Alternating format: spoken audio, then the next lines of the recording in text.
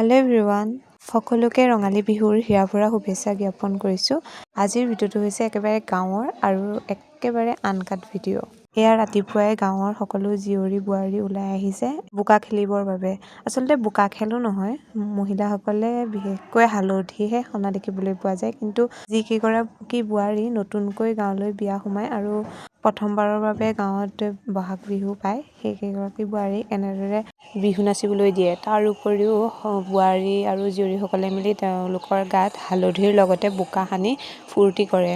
মই প্ৰথমেই কৈছোঁ ভিডিঅ'টো একেবাৰে আনকাট ভিডিঅ', গতিকে চাওকচোন কেনেদৰে ফূৰ্তি কৰে।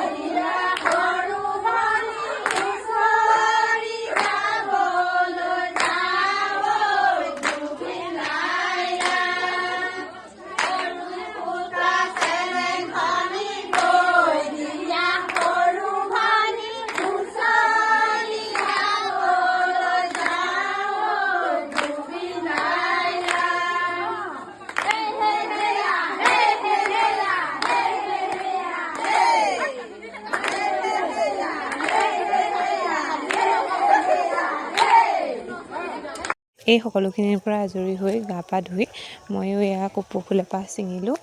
আৰু যিহেতু বিহু মৰা নহয়, সেয়েহে কপৌ ফুলপাহ ছিঙি খোপাতে মাৰি দুখনমান ফটো উঠি ল'লোঁ। ফটোকেইখন কেনেকুৱা লাগিছে এটা কমেণ্ট কৰি জনাব। কপৌ ফুলপাহ চুলিৰ পৰা খুলি এনেদৰে সজাই ৰাখিবলৈ চেষ্টা কৰিলোঁ। ভিডিঅ'টোত মই একেবাৰে চিম্পুলকৈ দিনটোৰ কিছু মুহূৰ্ত আপোনালোকক দেখাবলৈ চেষ্টা কৰিছোঁ। এয়া হৈছে আমাৰ বৌতি, আৰু বৌতি যিহেতু ঘৰখনৰ একেবাৰে ডাঙৰ, সেয়েহে বংশ পৰিয়ালৰ সকলোৱে আহি বৌতিক এনেদৰে সেৱা কৰিছিল।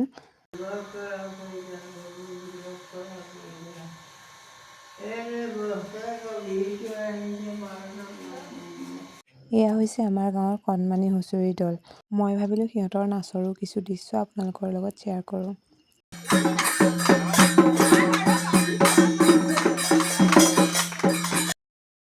এয়া মোৰ হাতত জেতুকা দেই। আজিৰ দিনটো এনেদৰেই পাৰ হ'ল। দিনটোৰ কিছু মুহূৰ্ত মই ভিডিঅ'ৰ যোগেদি আপোনালোকক দেখাবলৈ চেষ্টা কৰিলোঁ। যদিহে ভিডিঅ'টো চাই ভাল লাগিলে এটা লাইক কৰি দিব।